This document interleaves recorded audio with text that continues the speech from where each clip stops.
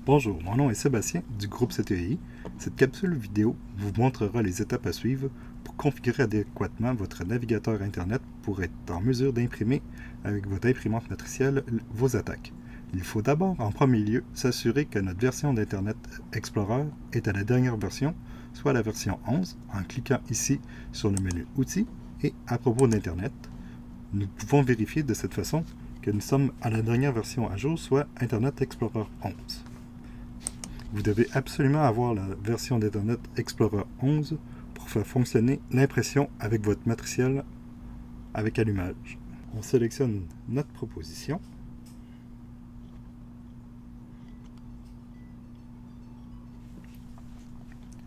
Nous allons dans la section ici Imprimer et nous choisissons ici Imprimer en attaque. Nous avons ici le bouton Ajuster les marges. On clique sur le bouton et nous avons des valeurs qui pourraient ne pas être celles-ci ou d'autres valeurs qui pourraient être inscrites. Je vous conseille d'abord, dans un premier jet, de les mettre la marge du gauche à 0, la marge du haut à 0, la dimension en largeur à 1 et la dimension en hauteur à 1 et de sauvegarder les modifications. Et ensuite d'imprimer sur une page blanche pour ne pas gaspiller vos attaques. Ensuite, nous tombons ici. Tout ce qu'on a à faire ici, c'est de cliquer sur Imprimer. Et ici, si jamais vous n'avez pas l'option d'ajuster, il faut le sélectionner. Parce que des fois, il pourrait être à l'option Réduire les pages hors format. Donc, on clique sur Ajuster et on clique sur Imprimer.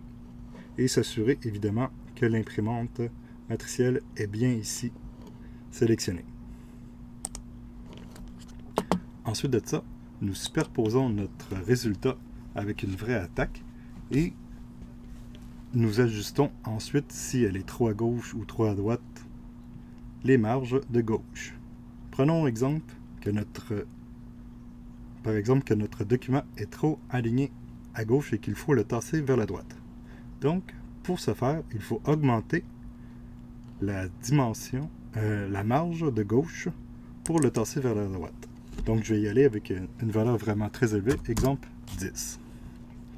Je sauvegarde, j'imprime et on va voir que le texte maintenant est beaucoup plus à droite que tout à l'heure.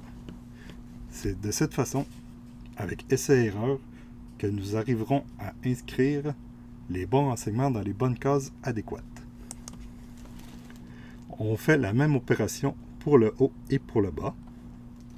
Si, après avoir fait toutes ces opérations, vous n'arrivez pas à avoir un résultat adéquat, il reste encore deux options qu'on peut modifier, soit la dimension en largeur et la dimension en hauteur.